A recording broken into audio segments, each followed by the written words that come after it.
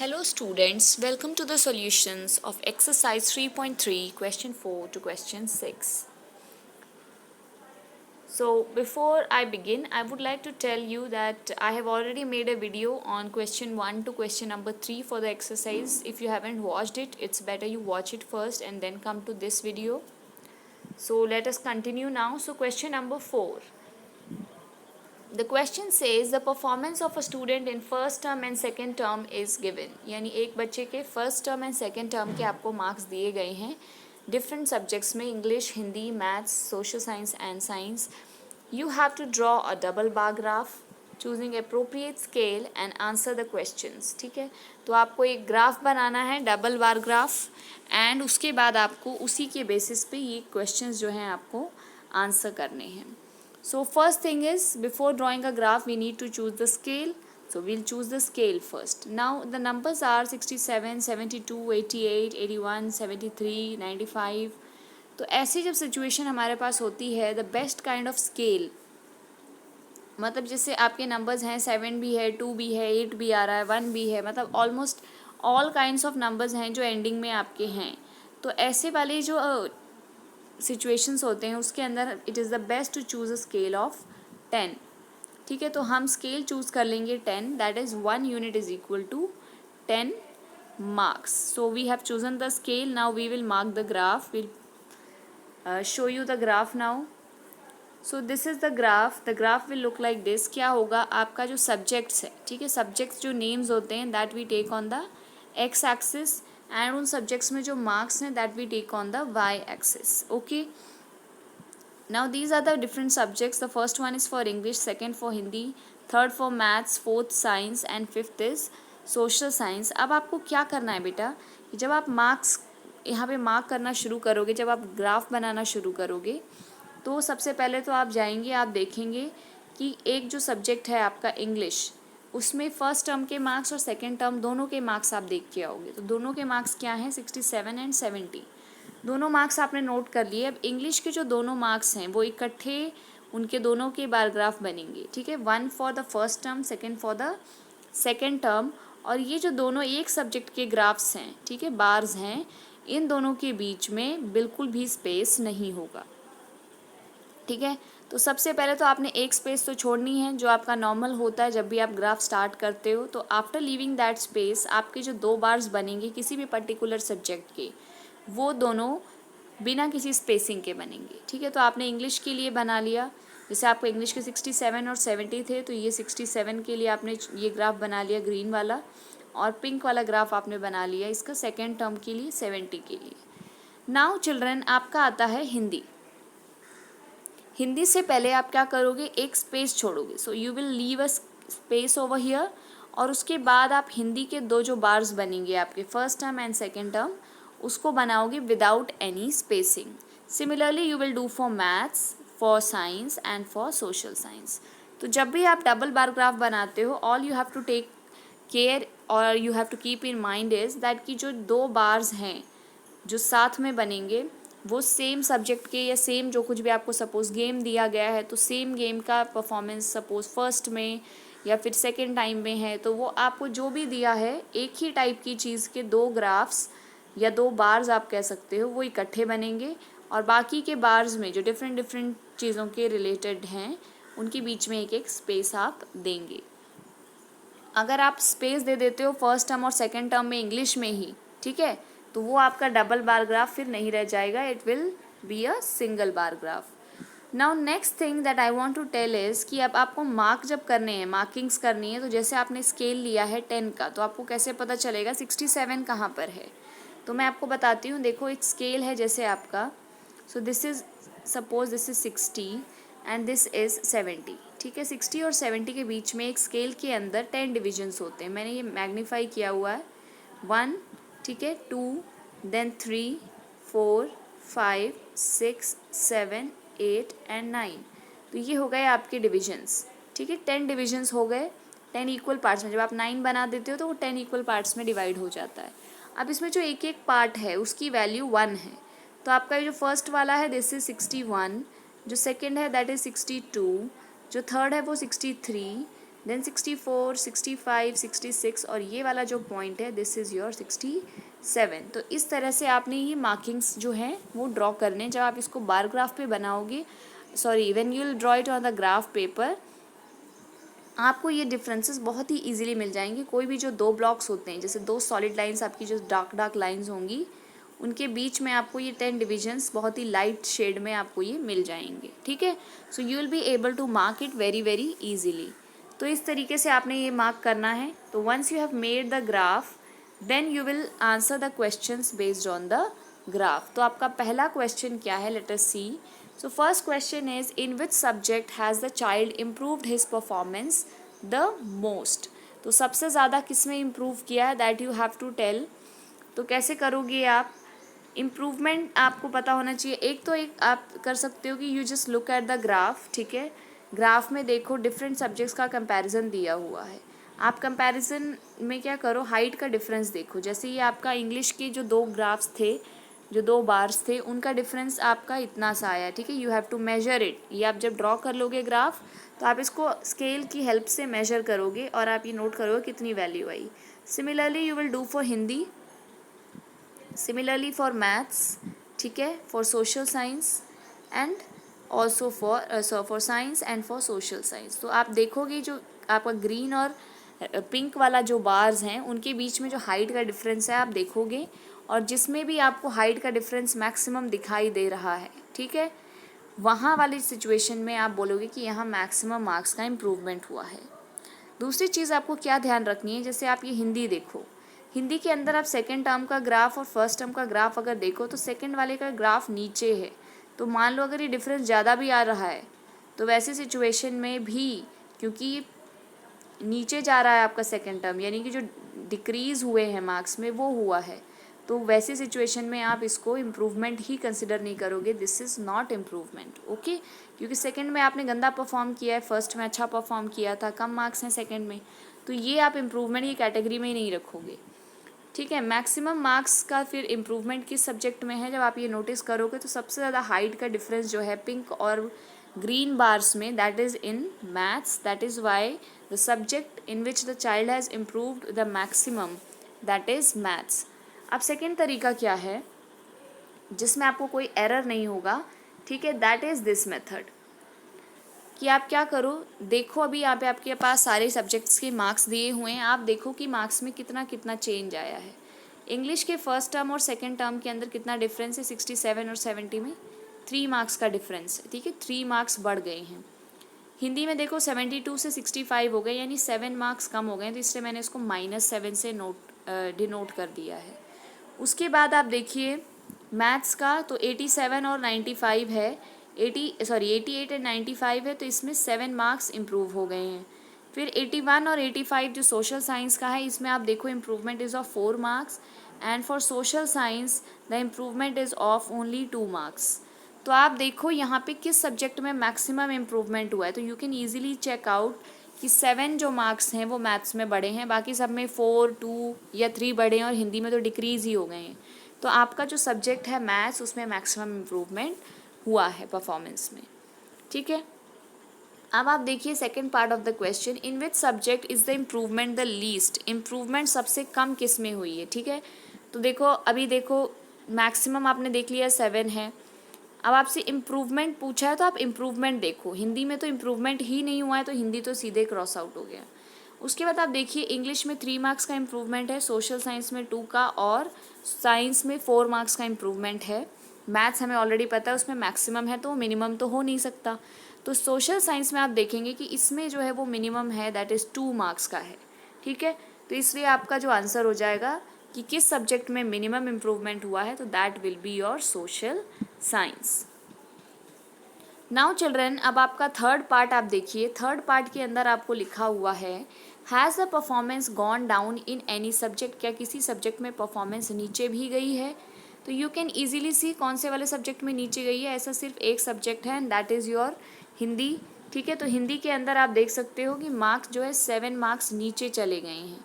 So you will write the answer that Hindi is the subject in which the performance has gone down. अब ये दोनों ही parts जो है मैं आपको इकट्ठे समझा देती हूँ किस तरीके से आप इसे ग्राफ से सॉल्व करेंगे all these second and third parts.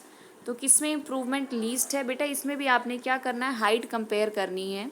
तो जिसकी अब सबसे छोटी हाइट है, ठीक है, हिंदी को आप छोड़ दो, इसमें इम्प्रूवमेंट नहीं हुआ है, लेकिन बाकी के आप कंपेयर करो तो इंग्लिश में जो हाइट का डिफरेंस है, मैथ्स का जो डिफरेंस है, साइंस का, सोशल साइंस का, आप जब सबको कंपेयर करोगे तो you will come to know कि जो हाइट का डिफरेंस है वो सबसे कम जो है वो सोशल साइंस के केस में है। ठीक है, ये इतना सा डिफरेंस आ रहा है, तो ये डिफरेंस जो है ये सबसे कम है। तो आप क्या कहोगे कि the subject in which the improvement was the least is social science, और यही आपने टेबल से भी कैलकुलेट किया था, उसमें सिर्फ 2 मार्क्स का इम्प्रूवमेंट हुआ था। तो either ways, either with the help of the graph और with the help of the table, you can solve your question. Similarly अब ये लास्ट वाला है, द परफॉर्मेंस किसमें गॉन डाउन है, थर्ड वाला पार्ट। तो आप देख लो जिस भी ग्राफ में, ये ग्राफ को सिंपल देखो, जिस भी सब्जेक्ट में आपको दिख रहा है कि जो पिंक वाला है सेकेंड टर्म वाला, ठीक है, उसका हाइट अगर ग्रीन वाले से कम है, ग्रीन वाला आपका फर्स्ट टर्म का परफॉर्मेंस है, वो ही आपका आंसर हो जाएगा, उसी में सब्जेक्ट में जो है परफॉर्मेंस गॉन डाउन है। So you see that in Hindi the performance has gone down, so this is your answer, जैसा हमने टेबल से भी कैलकुलेट किया था। Now moving on to question number 5। Question 5 says consider this data collected from a survey of a colony। सो एक colony का सर्वे किया है एंड वहाँ से ये सारी चीज़ें आपने ये डाटा कलेक्ट किया है। The data is cricket, basketball, swimming, hockey, athletics, ये स्पोर्ट्स हैं कुछ, ठीक है, ये फेवरेट स्पोर्ट्स हैं कई लोगों के। तो काउंट किया है कि कितने लोगों के फेवरेट्स हैं ये, उसमें भी आपको एक 2 डिस्टिंक्शन किए गए हैं कि कौन से वाले हैं जो लोगों को देखना पसंद है और कौन से वाले हैं जो पार्टिसिपेट करना पसंद है, ठीक है। तो you can C in the data कि क्रिकेट 1240 लोगों को, 1240 लोगों को वॉच करना पसंद है, 620 like participating. Similarly for basketball 470 like watching, 320 like participating. In swimming 510 like watching, 320 like participating. Similarly for hockey 430 and 250 respectively, and in athletics also 250 like watching and 105 like participating. Now the first thing that the question is asking is draw a double bar graph choosing an appropriate scale। तो आपको क्या करना है, double bar graph draw करना है। अब यहाँ पे आप देखो जब भी ड्रॉ करना होता है सबसे पहला काम स्केल चूज़ करना है।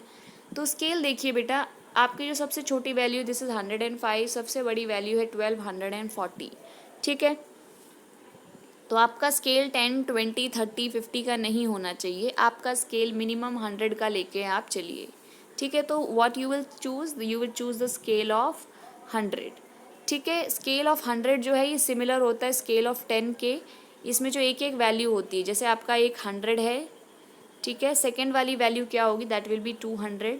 बीच में कितने स्पेसेस हैं, 10 डिविजन्स, 1 2 3 4 5 6 7 8 एंड ये 9 हो गया। तो हो गए आपकी ये 10 डिविजन्स, ये इक्वली स्पेस्ड होते हैं। मेरे को यहाँ ड्रॉ करने में थोड़ी हो जाती है अनइक्वल स्पेसिंग।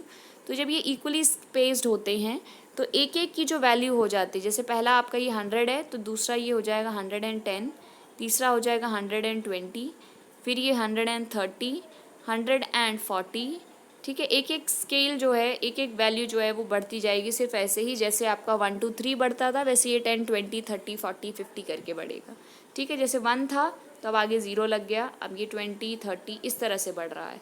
तो 110 120 30 40 50 60 70 इस तरह से इसकी आप वैल्यूज़ जो हैं, अगर आपको 190 मार्क करना है तो आप यहाँ करोगे, 80 करना है तो यहाँ करोगे, ठीक है। तो this is how you will mark.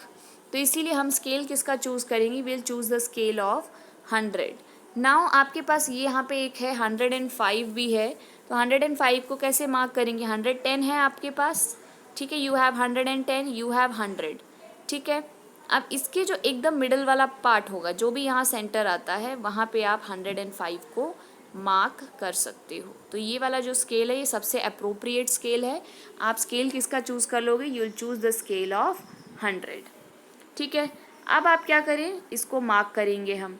तो चलिए मार्क करते हैं एंड आपका ग्राफ बन जाएगा कुछ ऐसा। अब जैसे मैंने आपको पहले भी बताया हुआ है कि जो ग्राफ होगा उसमें हमेशा आप कोशिश यही करो, कोशिश क्या करनी है, मतलब you just do it that way कि जो नंबर्स हैं वो आप वाई एक्सिस पे लो और जो आपका नेम है, ठीक है, जिसमें कोई नंबर्स इन्वॉल्व नहीं है, जैसे क्रिकेट, बास्केटबॉल या पिछले वाले में था जैसे कि, ठीक है, तो उसमें आपने क्या करना है, जैसे सब्जेक्ट्स थे उसमें इंग्लिश, हिंदी करके, तो आपने जो नेम्स हैं वो आप एक्स पे लो और वाई पे आप ले लो नंबर ऑफ पीपल या कोई भी नंबर, ठीक है, जो भी रिलेटेड है उस डाटा से। अगर आप इसको अदरवाइज भी ले लेते हो, मतलब आप एक्स एक्सिस की जगह वाई पे स्पोर्ट्स कर देते हो, नंबर्स को यहाँ ले आते हो, तो आपका ग्राफ तब भी बन जाएगा एंड तब भी वो गलत नहीं होगा, ठीक है। लेकिन क्या है कि वो हमारे को उतना हमें यूज टू नहीं है, we have not drawn such graphs, और वो ग्राफ को इंटरप्रेट करना ज़्यादा मुश्किल होता है। तो जैसे आप बताती हूँ कैसा वो दिखेगा। नंबर ऑफ़ पीपल को आपने यहाँ मार्क कर लिया और अगर स्पोर्ट्स को आपने यहाँ मार्क कर लिया तो आपका ग्राफ कुछ इस तरीके से दिखेगा, ठीक है, इस तरीके का। जैसे क्रिकेट का है मान लो, तो ये बास्केटबॉल का आपको ऐसा दिख जाएगा, ठीक है।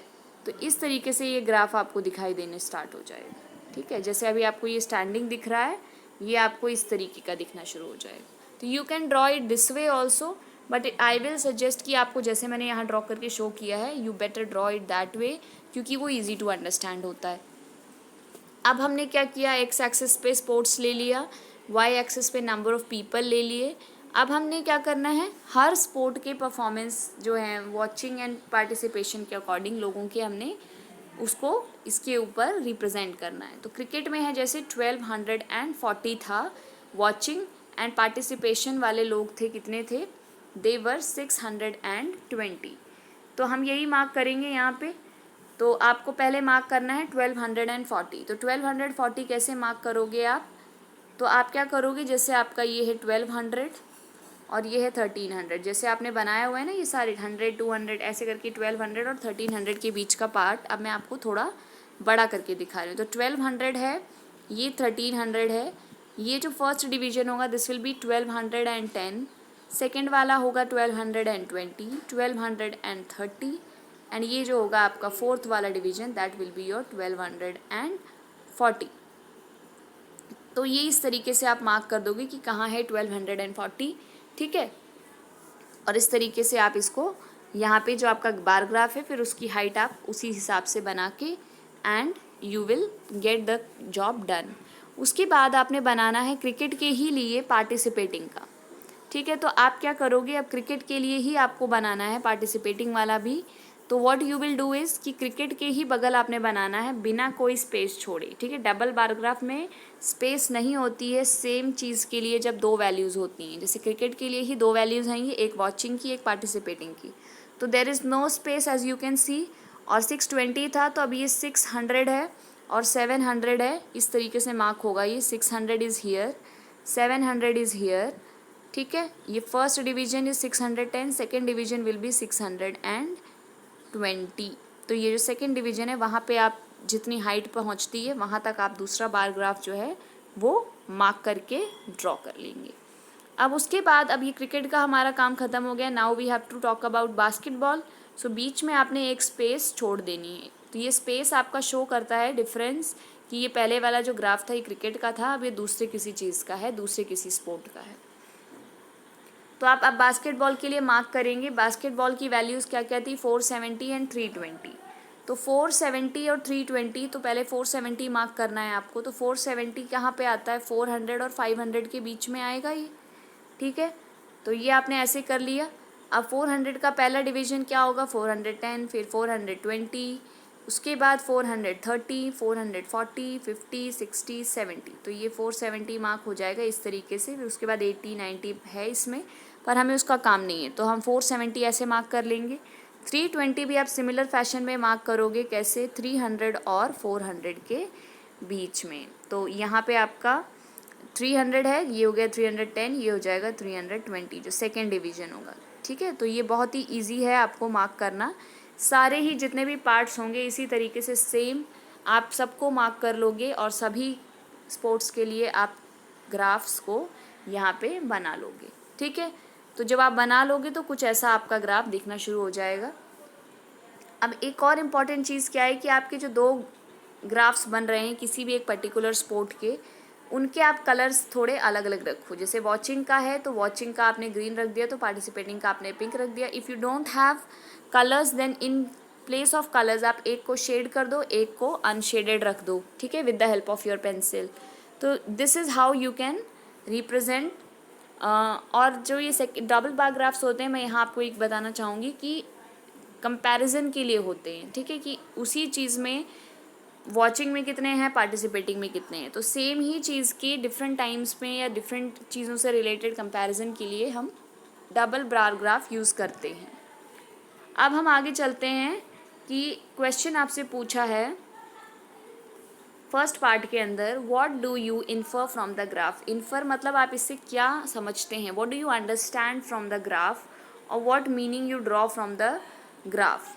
सो what meaning do you draw. देखिए यहाँ पे जो क्रिकेट है, इसका जो पार्टिसिपेटिंग का है वो भी सबके पिंक वाले से हाई है, ठीक है। इसका जो पिंक वाला ग्राफ है that is for participating, it is higher than all other sports. Also the watching graph is higher than all other sports. So what you can say that it is the cricket which is watched by most people and in which the most people participate. सबसे ज़्यादा लोगों को देखना और साथ में खेलना, दोनों ही चीज़ कौन सी पसंद है, क्रिकेट। दूसरा, आप इस ग्राफ से क्या इन्फॉर्मेशन पता कर सकते हो कि जो एथलेटिक्स है वो लोगों को सबसे कम पसंद है, वो वॉचिंग चाहे हो चाहे पार्टिसिपेटिंग, दोनों ही सबसे कम है। So this is what you draw the conclusion. By observing the double bar graph we can conclude that most of the people like watching and participating in cricket, while least number of people like watching and participating in athletics. So you have to write this down. अब आपका second part जो है question का, that is which sport is most popular. तो कौन सा sport most popular है, वो आपको पहले वाले पार्ट से ही पता चल गया कि क्रिकेट है वो सबसे ज़्यादा पॉपुलर है। तो you'll right cricket is the most popular sport. उसके बाद आपका जो थर्ड क्वेश्चन है, third question is which is more preferred, watching और पार्टिसिपेटिंग। वॉचिंग लोगों को ज़्यादा प्रेफरेंस देते हैं या फिर लोग पार्टिसिपेटिंग को ज़्यादा प्रेफरेंस देते हैं। प्रेफरेंस मतलब किसको वो लोग चूज़ करते हैं दोनों में से, ठीक है, अगर उनको ऑप्शन दिया जाए। सो मोस्ट ऑफ द लोग आप देखो वॉचिंग वाला जो ग्राफ्स है सभी गेम्स में, वो ग्रीन वाला जो है सबके में बड़ा है as compare to the pink one that is for participating. So you will say that watching sports has more preference than participating in sports. लोगों को खेलने से ज़्यादा देखना पसंद है sports. Now the last question of the exercise, question number 6. So the question number 6 is based on the data which is given in page number 57 of your book. तो table 3.1 है, ये जो टेबल है ये आपको बुक के 57 page पे दिया हुआ है। उसी पे बेस्ड आपको बोला है कि इस टेबल को आप क्या करो, एक ग्राफ के रूप में रिप्रेजेंट करो, डबल बार ग्राफ के रूप में, और उसके बाद you will answer some of the questions which are based on this. ये जो सारे आपके 4 क्वेश्चंस हैं। तो first job is to plot the graph. So we'll plot the graph and for that we need to choose the scale. तो पहले numbers को observe करो, 38, 37, 28, 21, 6, फिर ये 9। अब ये देखो डाटा की रेंज क्या है आपकी। सबसे जो छोटा नंबर जो आपको दिखाई दे रहा है दैट इज़ 21, जो सबसे बड़ा आपको दिखाई दे रहा है 41। तो ऑलमोस्ट आपका डाटा किसके बीच में है, 20 से 40 के बीच का डाटा है। 20 से 45 तक, 50 तक आप इसको कह सकते हो, ठीक है। सो आप क्या करोगे, अब यहाँ दूसरी चीज़ आप देखो कि सबके जो लास्ट डिजिट्स हैं बड़े सारे, उसमें वैरायटी है। 6 भी है, 8 भी है, 7 भी है, 3 भी है, 1 भी है, ठीक है। तो ऐसे वालों के लिए जो सबसे बेस्ट स्केल होता है कि you choose the scale of 10 या you can choose the scale of 5 also. तो जैसे यहाँ पे आप देखो, अगर आप ये वाले को, बीच के वाले को इग्नोर कर देते हो, if you ignore this one, तो ये स्केल आपका 10-10 का बन जाएगा। लेकिन फ़िलहाल ये जो स्केल है this is the scale of 5। So this is 10, और ये जो आपका ये वाला है जो आपको मैंशनड नहीं, this is 15, this is 20, this is 25, 30 के ऊपर दिस इज़ 35, 40 के ऊपर दिस इज़ 45, देन 50 के ऊपर दिस इज़ 55 एंड द 60। तो यहाँ पे जो स्केल आपको दिखाई दे रहा है that scale it is of 5-5, ठीक है, बीच बीच में जो आपको मार्किंग दी हुई है। पर आप 10 का स्केल भी चूज़ कर सकते हो, वो भी बहुत ईजी होगा। अब आप देखो कि एक एक वैल्यू को कैसे मार्क करना है। तो हम सबसे पहले डिस्कस कर लेते हैं अहमदाबाद, ठीक है। अहमदाबाद में आपको क्या बोला है, 38 degree Celsius and 29 degree Celsius. देखो एक ही सिटी का मैक्सिमम और मिनिमम आपने मार्क करना है। मैक्सिमम के लिए एक कलर चूज़ कर लो, मिनिमम के लिए दूसरा कलर चूज़ कर लो। The colour choice is totally completely yours. ऐसा नहीं है कि मैंने जो शो किया है you have to use those colours only, you can choose any colours of your choice. Now Ahmedabad का 38 है, तो 38 जो है आपके पास, ये है 35 यहाँ पर, ठीक है, दिस इज़ 35, ये है 40, तो आपके पास है 35 और फिर आपके पास है 40, इसके बीच में आपको मार्क करना है 38। और डिविजन्स कितने होते हैं, 10 डिविजन्स होते हैं, ठीक है, देयर आर 10 डिविजन्स, तो 1 2 3, I will draw these again. तो डिविजन्स कितने हैं आपके पास, डिविजन्स हैं आपके 35 और 40 के बीच में 10 डिविजन्स है, क्योंकि आपने हर 10 डिवीजन को 5 का गैप आपने स्केल में लिया था, ठीक है। अगर आप 10 का लो तो बहुत ईजी हो जाता, अगर आप 5 का लेते हो तो थोड़ा सा डिफ़िकल्ट है। तो फर्स्ट वाला 35 के बाद ये second, third, fourth, fifth, sixth, seventh, eighth, ninth, तो ये आपके 10 डिवीजन हो गए। अब ये 10 डिविजन्स में आपको क्या करना है कि ये 10 डिविजन्स की वैल्यू 10 नहीं है, यहाँ पे 10 की वैल्यू कितनी है, 10 डिविजन्स की वैल्यू है 35 से 45 की बराबर है, यानी कि जो दो दो हैं, ठीक है, यानी हर जो सेकेंड वैल्यू आती है ये वाली जैसे है, यहाँ पर आपका नंबर चेंज होता है, दिस इज़ योर 36। फिर ये आप ये एक को छोड़ दो, ये नेक्स्ट जो आता है दिट इज़ योर 37, ठीक है। उसके बाद ये आप एक छोड़ के अगला वाला होगा आपका 38, और उसी तरीके से 38 के बाद डायरेक्टली आपका आ जाएगा 40 आफ्टर 1 स्पेस। तो मतलब कहने का क्या है कि यहाँ पे हर दो डिवीजन एक नंबर के इक्वल है, ठीक है, 35, 36, 37, 38, 39 अकॉर्डिंगली फिर वो हो जाएगा, एंड आप उसको पूरे को मार्क करोगे उसी तरीके से। अब हम चलते हैं अपना मार्किंग करना स्टार्ट करते हैं। तो 38 आपने मार्क कर दिया, ठीक है, 35 से ऊपर 3 डिविजन्स, ठीक है, 2 2 2 करके आपकी ये 6 डिवीजन जब ऊपर आ जाएगा तो that will be your 38। Her division के लिए 2 है, ठीक है। तो अगर आप 35 करते हो तो आपको 36 करना है, तो यानी 2 डिविजन्स आपने कवर किए, 37 के लिए 2 डिविजन्स और 38 के लिए 2 डिविजन्स और, यानी टोटल कितने डिविजन्स हो गए, ये 6 डिविजन्स आपके आगे वाले जो हैं वो कवर हो जाएंगे, तब आपका आ जाएगा यहाँ पे 38। सिमिलरली अब आप 29 मार्क करोगे, तो 29 कैसे मार्क करोगे आप, 29 देखो, ये है आपका 25, ये है आपका 30, 25 और 30 के बीच में आएगा आपका, this is 25 and this is 30। अब क्या करो, आपको पता है 2 का 1 हो रहा है, ठीक है, सो ये हो गए आपके 2 डिविजन्स, तो ये हो गया 26, ठीक है। फिर और फर्दर 2 डिविजन्स हो जाएंगे, देन इट विल बिकम 27, ठीक है, 2 फर्दर डिविजन्स और हो जाएंगे तो जाकर यहाँ आपको मिल जाएगा आपका 28, ठीक है, और फिर से आपके 2 डिविजन्स और होंगे, देन यू विल गेट यहाँ पे 29।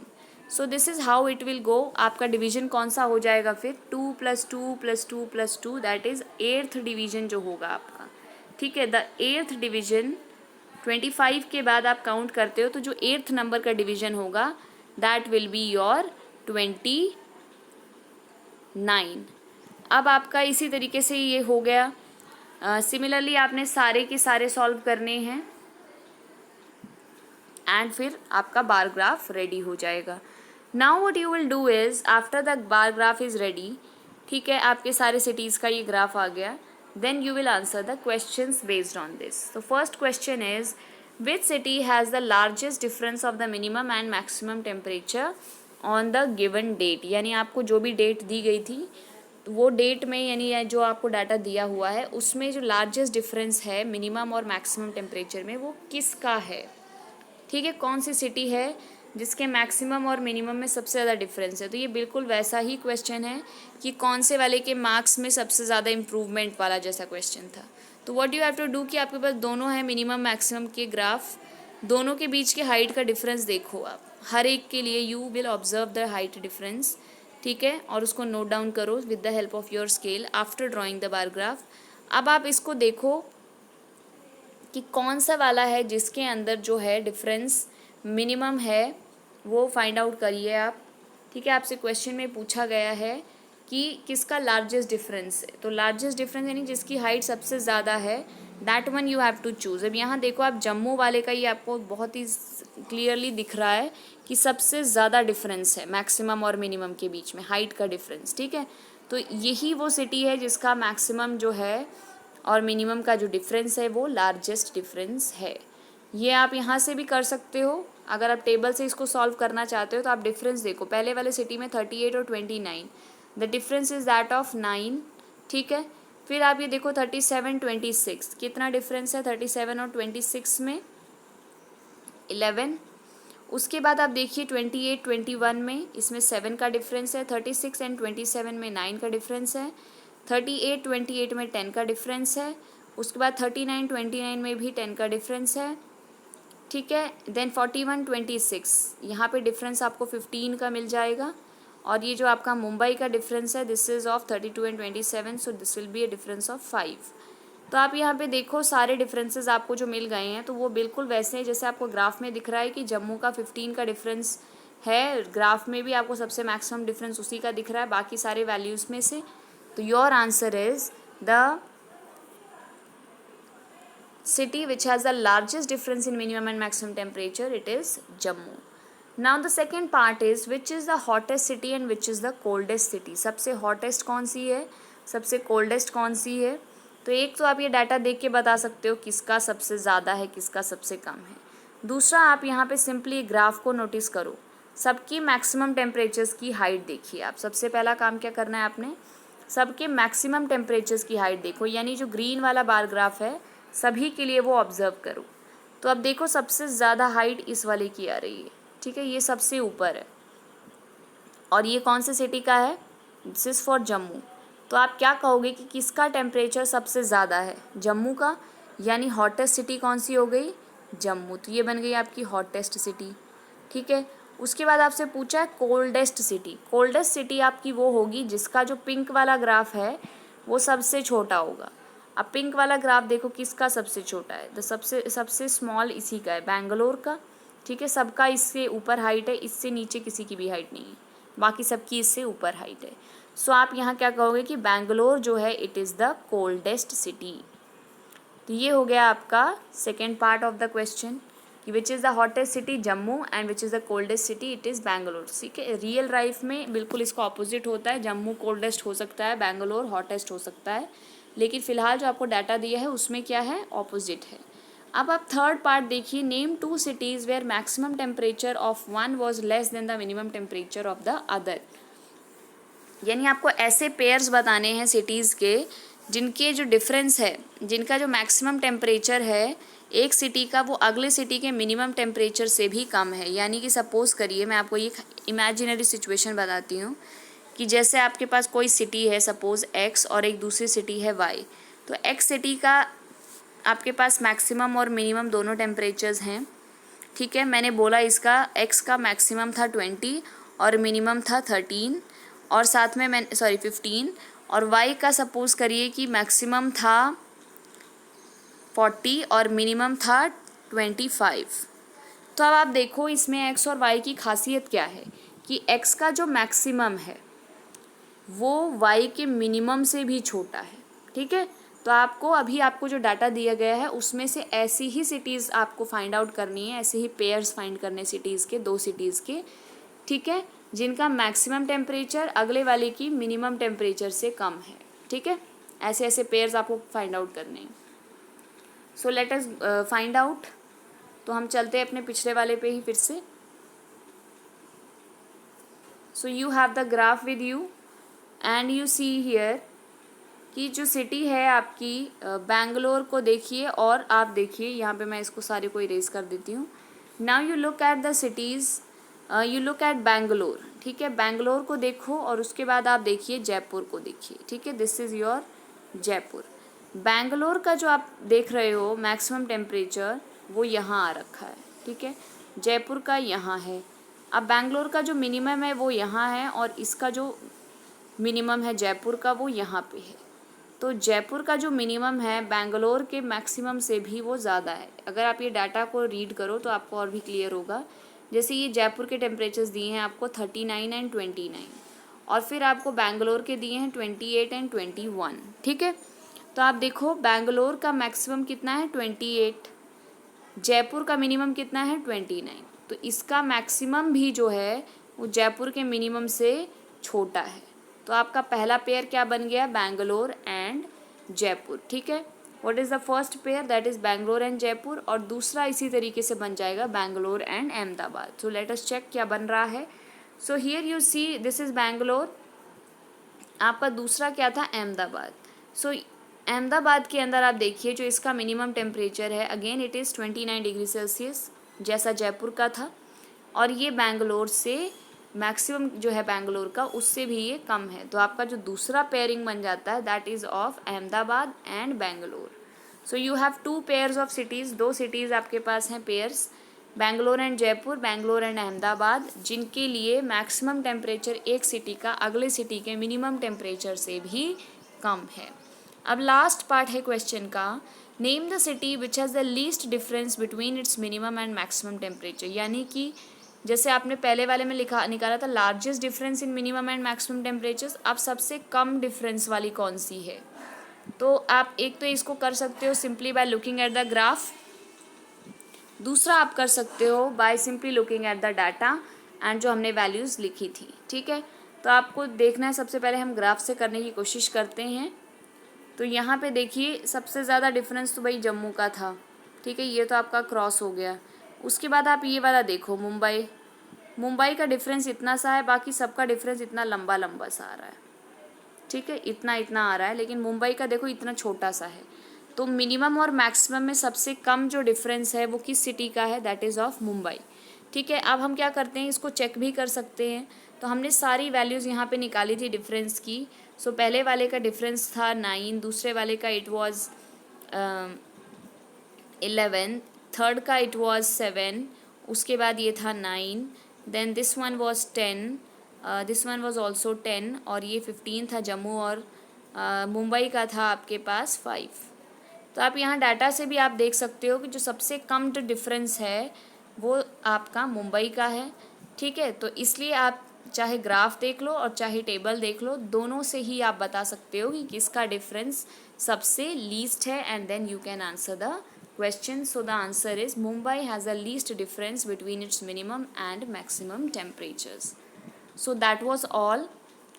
Thank you for watching, and do well. If you have any problems, write in the comments. I'll try to rectify them at the earliest. Thank you once again.